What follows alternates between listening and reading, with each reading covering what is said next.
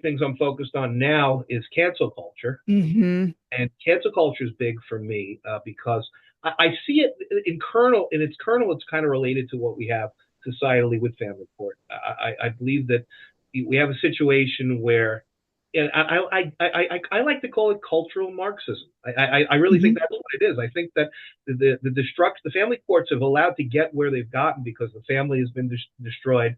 I think civility has been destroyed. The world that we had back in the 1950s, 1960s, where people were courteous to their neighbors and were friendly and it's not that's not the world we have anymore. And it's been almost amplified and turbocharged by the media and a lot of other things. And then we have it now with social media, and you add that to what happened in the pandemic, where everybody was in front of their screens the whole time, isolated from human contact.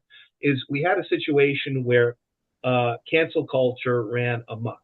There was Hmm. cancellations everywhere, but now you have this whole subclass of these social media influencers that do cancel culture. That's what they do, and I'm fighting a few of them right now. And that's what I do. I go out there, I find the people that are doing some pretty egregious stuff, and I call them on it. The same way I call a family court judge, because these people, and judges all over the place that are corrupt. It doesn't have to be family court. It could be a federal judge. It could be a state court judge. It could be any type of case. If they're acting and are a public servant, a judge, a politician, any type of person of the public trust, and they're doing something wrong, you have to call them out. That's my job as a journalist, to shine the Hmm. light on it. But these people in social media, especially these influencers, they now want to become the new justice, and Hmm. that's scary. They think that they can destroy people's lives, that they can go in and turn the power of social media uh, on others. And one of them that I'm dealing with right now, his name is Danesh Noshirvan. And Danesh is a TikToker. He's got over 2 million followers on TikTok. And he Hmm. basically came to prominence during the pandemic because he was the mask police.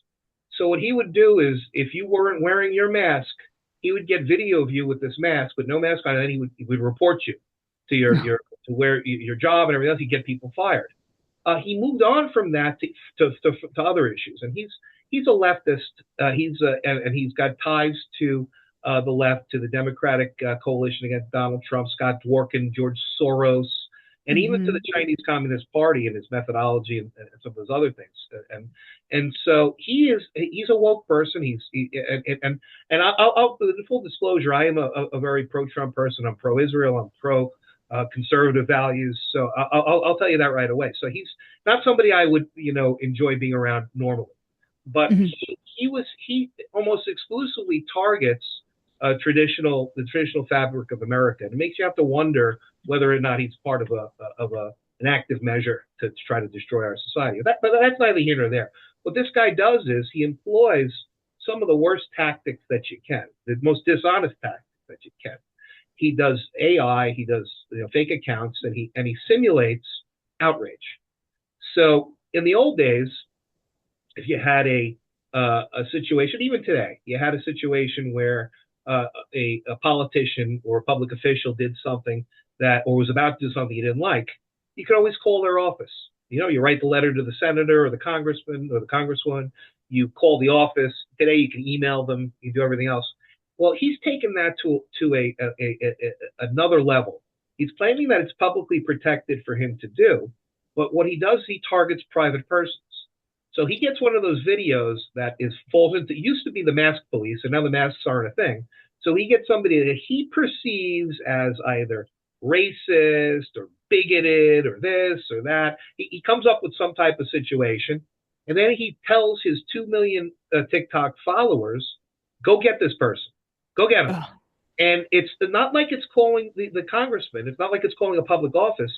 He basically gives enough that he doxes them, where he reveals their private information, and so then the person's employer, right, or the local police, the local law enforcement, the local government gets inundated with phone calls, emails. If they have a business, the Yelp reviews, their social media gets inundated with people.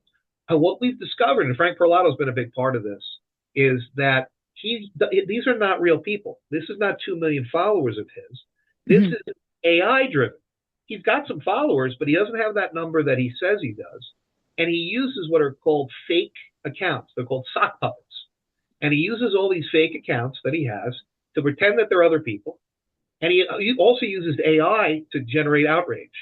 So what he can do is, instead of, the 10 or 15 people or 20 people that might be motivated naturally to call the local police department on somebody, he'll generate 600 or 700 phone calls and emails and social media posts using artificial intelligence and computer means.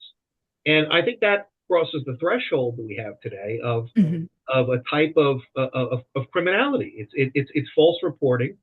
I'll give one example of someone down here. I'm in Florida. I'm in Fort Myers, Florida area, and one of the people that he targeted down here, he's been targeting them for 3 years.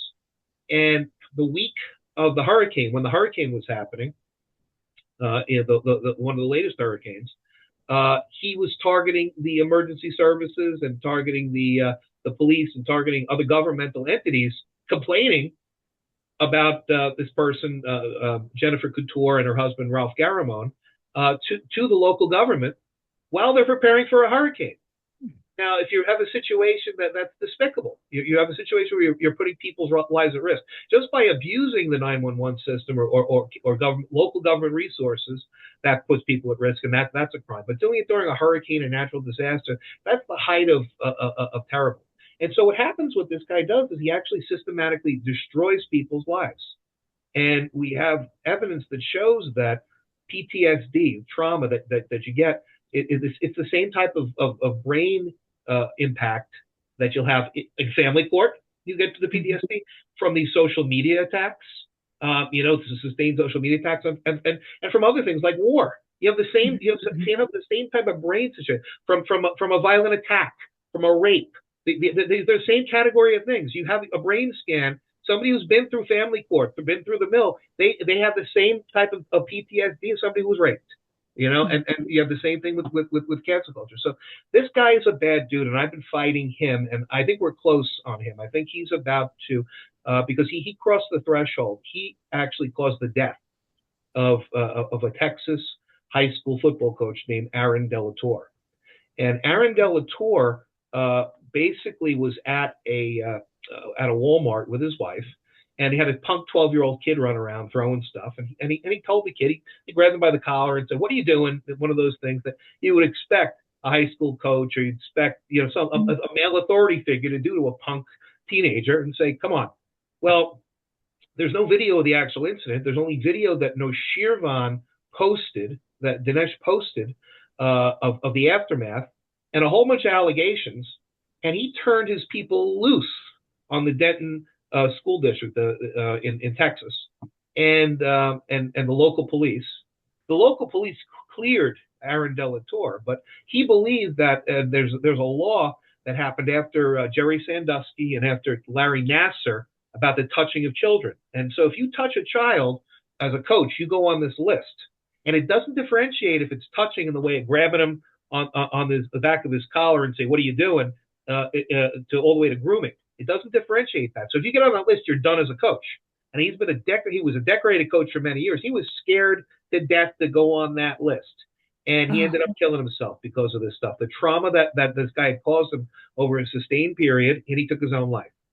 And what we have now is this guy using, Noshirvan using this artificial means, this fraudulent means, this dishonesty, the system, going to the 911 system, going to the school board system, the simulated reports, through phone, through social media, through everything else, that crosses the line of a crime that can be criminally negligent homicide. So, I'm expecting that he's going to be charged, and I know that there's a grand jury that is investigating right now and everything else. But I think this might be the end of cancel culture as we know it. I think that this guy, we might be the end of Danesh, and I'm hoping it is, because we don't need that anymore in our society. And they talk about it a lot.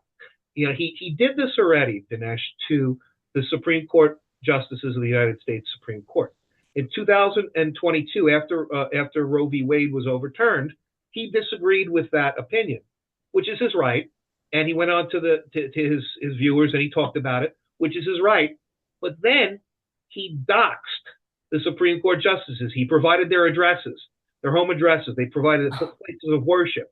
He provided where the children, go to school. And Justice Kavanaugh and his family were almost murdered because of this. You don't hear about this, but there was somebody that was picked up with burglary tools, weapons, and when he was questioned by law enforcement, said he was there to kill Justice Kavanaugh because he was upset about the Dobbs opinion. Mentally disturbed individual who traveled from California. So Justice Kavanaugh and his children were at risk of being murdered. And this is the situation that this man helped to perpetuate and create. And he doxed the Supreme Court. And under the last administration, in 2022, was not prosecuted. None of the people that engaged in any of this were prosecuted. The hope is that Pam Bondi and Kash Patel will come in and prosecute. Not to do lawfare on anybody else, but to uphold the law and uphold public servants. Everybody who, from the president on down to the Supreme Court justices, to regular federal court justices and state court justices, and congressmen and women and senators, they're all public servants. The greatest public service that a guy like Danesh Noshirvan can do is to become a crash test dummy. Mm-hmm. Really and truly, the guy he serves no social purpose other than to harm, especially when he's engaging in this dishonest